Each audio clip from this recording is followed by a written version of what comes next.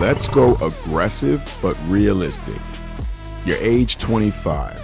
You fund $15,000 a year for 30 years. Total contribution is $450,000. Now assume about a 6.5 average net crediting. Okay, so after caps and fees.